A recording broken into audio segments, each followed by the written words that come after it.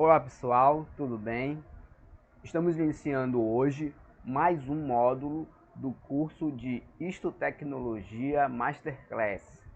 Muito bem, sejam bem-vindos a este novo módulo.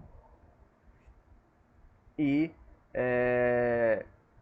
quero iniciar então esse novo módulo apresentando o novo quadro do cronograma. Eu fiz algumas modificações, entendeu? Nessa reta final.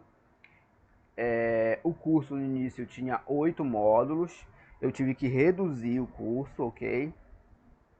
Mas a proposta ainda vai continuar sendo a mesma. Então vocês podem perceber aí que eu excluí um módulo, e os dois últimos módulos ainda vão continuar sendo preparação de reagentes, coloração de rotina especial e macroscopia. E o último módulo vai ser o módulo bônus para o pessoal aqui do curso, ok?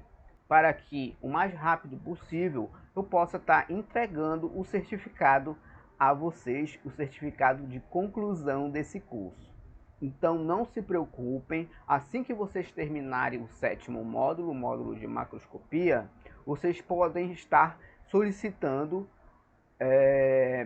o certificado de conclusão do curso de Histotecnologia Masterclass. E aí, né, eu vou estar oferecendo um módulo bônus para vocês, que vai ser o módulo de técnicas auxiliares ao diagnóstico, ok? Então, vamos iniciar o nosso novo módulo, que é módulo 6 de preparação de reagentes, coloração de rotina e especial. Muito bem. Então, primeiramente, antes de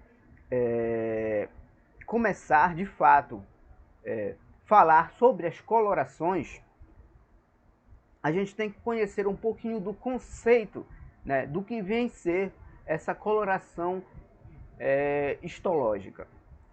Então, vem comigo aqui, vamos ler esse conceito.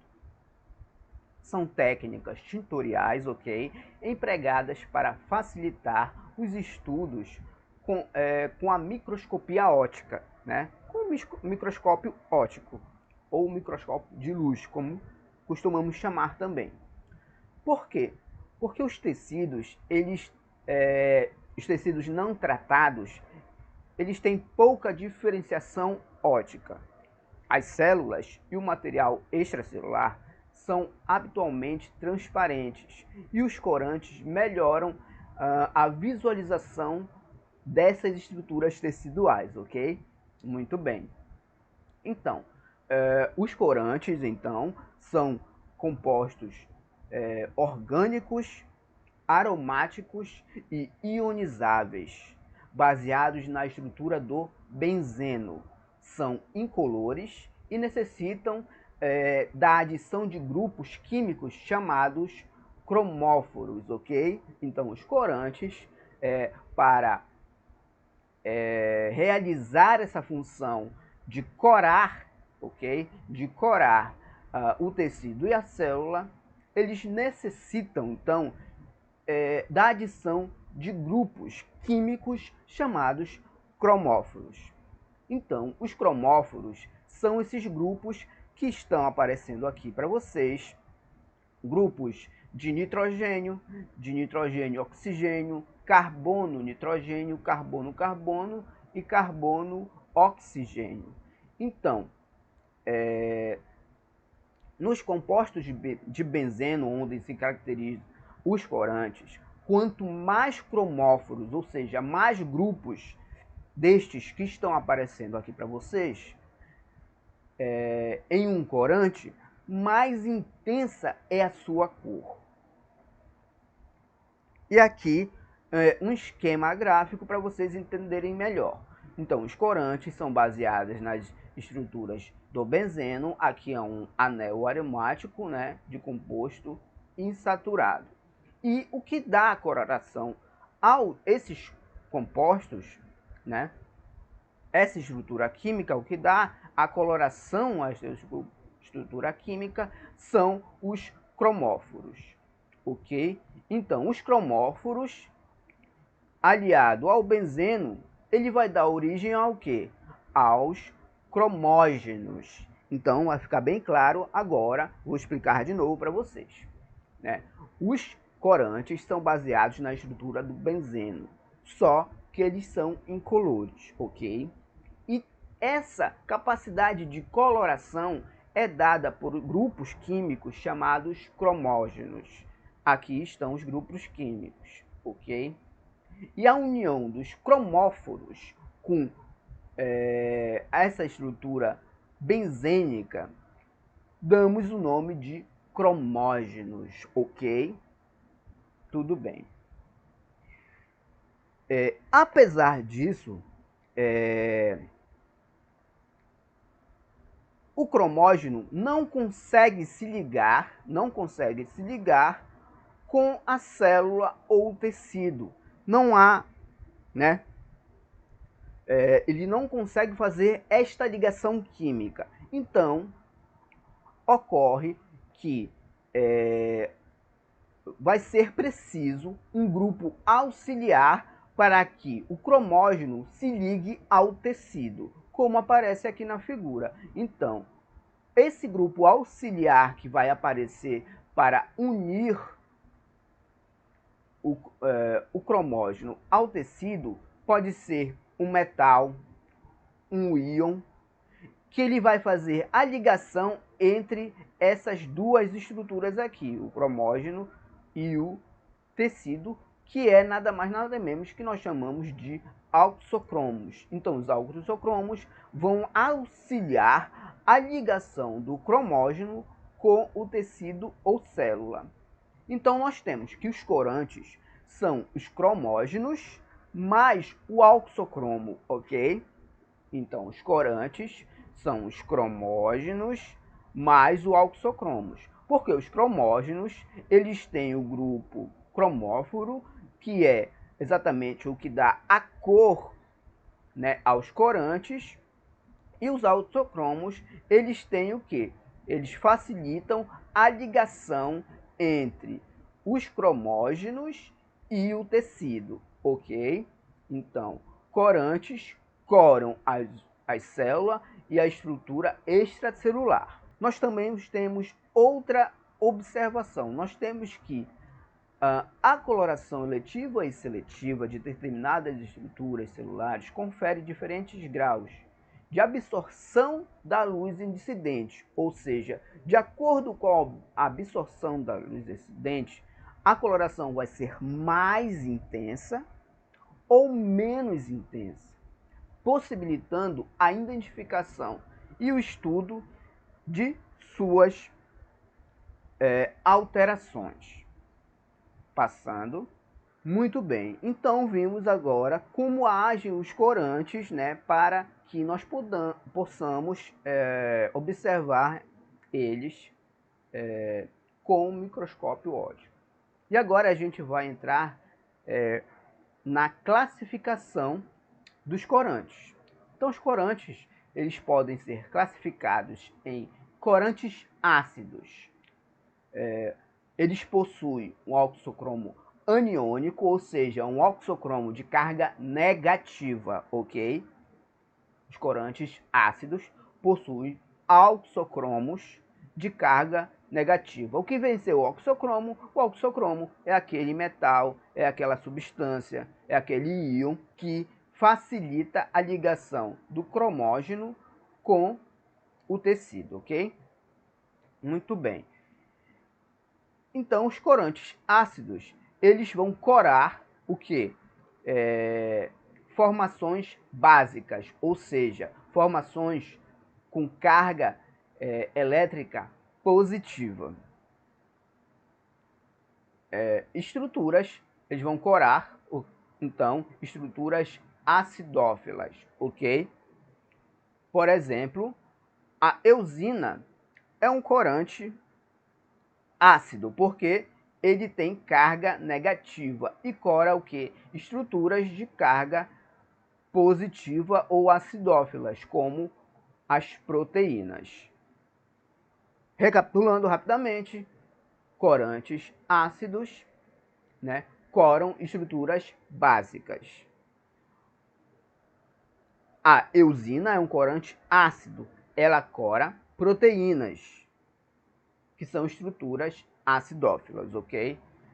Corantes básicos possuem oxocromo catiônico, ou seja, de carga positiva, coram formações ácidas. Corantes básicos coram formações ácidas. Muito bem, ou seja, estruturas basófilas. Exemplo, a hematoxilina é um corante básico. Ela tem carga positiva. A hematoxilina ela vai corar estruturas basófilas, ou seja, com carga negativa. A hematoxilina vai corar ácidos nucleicos, como a hematoxilina de Harris, que cora o núcleo, ok? Muito bem. Temos também, nessa classificação com a carga iônica, os corantes neutros, ou seja, são associações de corantes ácidos e básicos, como o eosinato diazulmetileno, que nada mais é do que o corante guienza, que ele vai corar aí essa única coloração, que é uma associação de corantes, ele vai corar o citoplasma, né, e o núcleo, ok? Passando aqui. E antes de passar para o restante das classificações, eu quero ressaltar os conceitos aqui que a gente vai usar durante as nossas aulas. O primeiro conceito é o conceito de corantes naturais, que são os corantes encontrados no meio ambiente. Só abrindo um parênteses aqui rápido, a maioria desses corantes, né, eles naturais, eles vêm da indústria têxtil, ok? Então a maioria dos corantes naturais que são utilizados, né, na histopatologia, eles vêm da indústria têxtil, ok? Temos também os corantes artificiais, que são aqueles derivados do benzeno, beleza? Agora, dois conceitos que eu quero que vocês fixem bem, que é o conceito do mordente. Mordente é o elemento, metal ou íon que se liga ao corante, ok? Ele reforça a ação do corante e torna mais seletiva a coloração. E outro conceito interessante que eu quero que vocês mentalizem é o diferenciador. Diferenciador é um reagente que ele promove a remoção do excesso do corante, ok? Então, mordente e diferenciador são dois conceitos que a gente vai usar muito neste módulo. Classificação segundo a ação do corante, o tempo, coloração e a sua cromatização. Então, segundo a ação do corante, a ação pode ser direta ou indireta. A ação direta, ela é sem uso do mordente. Como a gente viu, o mordente ele reforça a ação do corante e o torna mais seletivo à coloração. Então, nessa primeira classificação, a classificação de ação direta, não há uso do corante. Só o corante é usado nesta coloração. E ação indireta é com uso do corante. Por quê? Porque ele vai intensificar, ele vai aumentar, né, a ação do corante. Então, é uma coloração indireta, uma ação indireta.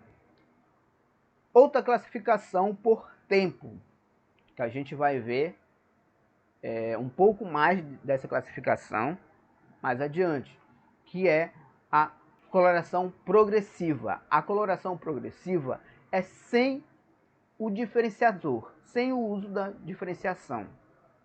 O diferenciador, como a gente viu, é aquele reagente que remove o excesso do corante. Então, a classificação por tempo progressivo, né, uma coloração progressiva, ela não usa corante. né?